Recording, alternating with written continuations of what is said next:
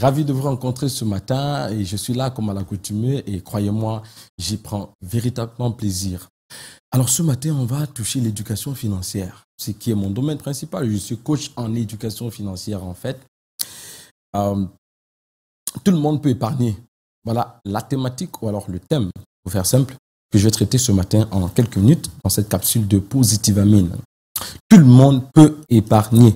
Tout le monde. Si j'étais en salle de conférence ou salle de formation, j'aurais dit que tout le monde répète après moi, tout le monde peut épargner. Parce que c'est une phrase assez sonore qui, a priori, semble pas très possible, pas très fondée. Mais coach, vous pouvez pas dire que tout le monde peut épargner. Coach, quand même, il faut peser vos mots. Que tout le monde peut épargner quand même, coach. Il y a des gens qui ne peuvent pas épargner. Alors, je voulais vous dire que l'épargne ne doit pas dépendre de trois choses. Parce que c'est la raison pour laquelle vous pensez que vous ne pouvez pas épargner. Premièrement, l'épargne ne devrait pas dépendre de la taille de vos revenus ou alors du montant de vos revenus. Avant de poursuivre rapidement, je voudrais vous dire que si vous pouvez manger, vous pouvez épargner. C'est simple. Quand je dis tout le monde peut épargner, ça s'explique. Si vous pouvez manger, vous pouvez épargner. Allez vers des fourmis, apprenez de la fourmi, apprenez des oiseaux. Si vous pouvez manger, vous pouvez épargner. Si vous prenez des notes dans cette capsule, je vous encouragerai à prendre ceci, à écrire ce que je viens de dire. Si je peux manger, je peux épargner. Alors, l'épargne ne doit pas dépendre de trois choses. Premièrement, l'épargne ne doit pas dépendre du montant de vos revenus. Il faut comprendre que celui qui est incapable d'épargner avec un revenu insignifiant sera incapable d'épargner avec un revenu important. Je répète, celui qui est incapable d'épargner avec un revenu insignifiant sera incapable d'épargner avec un revenu important. Ça veut dire tout simplement que si vous faites 100 000 francs par mois, vous pouvez épargner. Et si vous n'épargnez pas parce que votre revenu mensuel est de 50 000 francs, je puis vous garantir, vous ne pourrez jamais épargner fidèlement et de manière productive quand vos revenus passeront à 500 000 francs. Et vous ne pourrez jamais épargner quand vos revenus passeront à 5 millions de francs.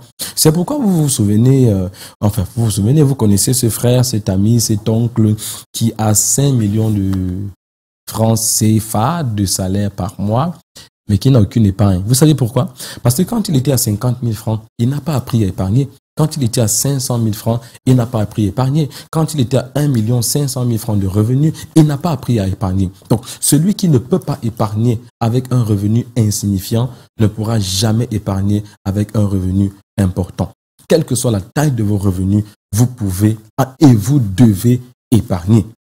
La deuxième chose dont l'épargne ne devrait pas dépendre, c'est l'épargne ne devrait pas dépendre de l'ampleur de vos urgences.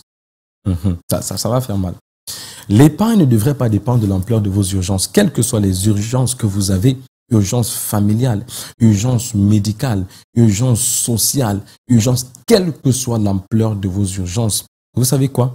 Celui qui n'épargne pas parce qu'il a des urgences à gérer passera le reste de sa vie à gérer les urgences. J'ai envie de rejoindre celui qui n'épargne pas parce qu'il a des urgences à gérer passera le reste de sa vie à gérer les urgences. N'est-ce pas intelligent et sage et stratégique de comprendre que il faut que je crée une épargne qui reste une épargne pour créer l'avenir financier que je veux créer ou que je veux avoir, afin de pouvoir le créer véritablement pour moi, mes proches, ma famille, les amis et autres.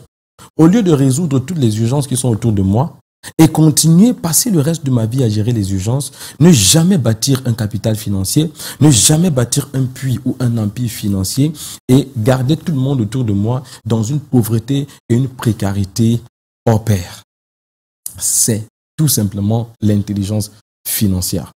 Tant que nous ne développons pas cette capacité, tant que nous n'acceptons pas que c'est ainsi que la richesse se crée, nous n'allons jamais créer la richesse. Donc, l'épargne ne devrait pas dépendre de vos urgences. Quelles que soient les urgences, apprenez à épargner. Et troisièmement, l'épargne ne devrait pas dépendre de la taille de vos responsabilités familiales. Oh coach, mais coach, vous ne comprenez pas. Je suis marié, je suis père de 6 enfants. Vraiment, je ne peux pas épargner. Je ne parviens même pas à joindre les deux bouts. Les envoyer à l'école, c'est difficile. Et encore, il faut que ces enfants mangent. Voilà.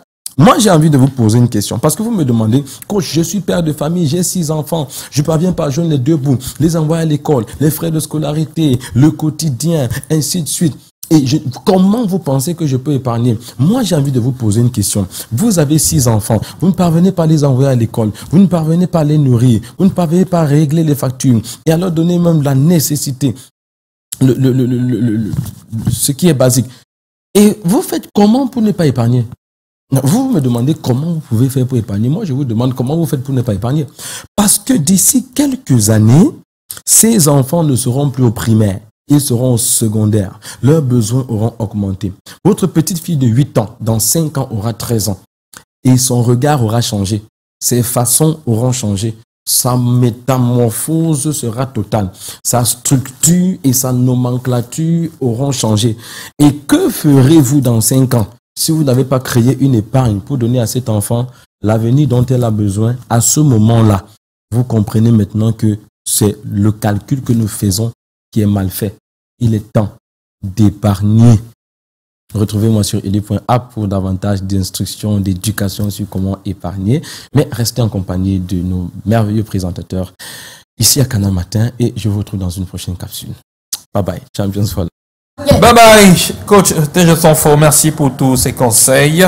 Mais la porte aux grandes dépenses sont calculées. Voilà. Tu sais, il y a sur la tête ce petit truc, comme ces phrases qu'on poste juste pour rigoler ou pour avoir le maximum de réactions. Il y a donc cette phrase qui dit souvent, tu épargnes combien à la fin du mois? Et il y en a qui répondent, c'est la fin du mois qui m'épargne souvent.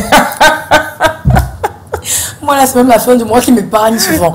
En fait, on rigole, mais c'est comme une façon de dire qu'ils sont tellement mal lotis, voilà, qu'il n'y a rien à mettre de côté. Mais si vous continuez de vivre, vous savez que vous trouvez même de l'eau à avaler, un repas à manger. Et le coach, ce qu'il disait, c'est que si on peut manger, on peut épargner. En fait, la thématique de ce matin, c'était tout le monde peut épargner. Et moi, à l'instant où je parle, je pense à ce qui est dit dans la Bible, c'est que soyez fidèles dans de petites choses et vous en recevrez de grandes. Et je pense également à une autre prédication que j'ai suivie un matin avec le pasteur Emmanuel qui disait, il parlait de l'intendance, comment être un bon intendant. Si Dieu t'a donné 5 000 ou un business de 5 000 et tu n'as pas réussi avec ça à montrer comment tu peux mettre même 1 000 francs de côté, tu ne passeras pas à 10 000 parce que ce sera comme si tu vas toujours gaspiller, ça ne va servir à rien. Il faut savoir dès la base, peu importe au niveau où on est, même si au niveau où c'est le mois qui nous épargne, savoir être un bon intendant, mettre un peu de côté, savoir quoi manger, ce qu'on garde, ce qu'on savez qu'on se fait plaisir parce qu'on dit ah la vie est courte, faut manger, faut se faire plaisir, oui, mais toujours savoir mettre un peu de côté et puis faut savoir serrer un petit peu la ceinture. Ben merci beaucoup au coach TG Sonfo pour l'élément de ce matin. C'est bien de nous le rappeler parce que à chaque fois qu'il y a, moi particulièrement, je suis la première et à chaque fois qu'il y a peut-être un décès dans certains gens, je me dis ah ça sert à quoi d'épargner, ah ça sert à quoi cette vie. Non, il faut toujours garder la tête sur les épaules et se souvenir que il y a un demain de toute façon. Ça c'est clair. Bonjour.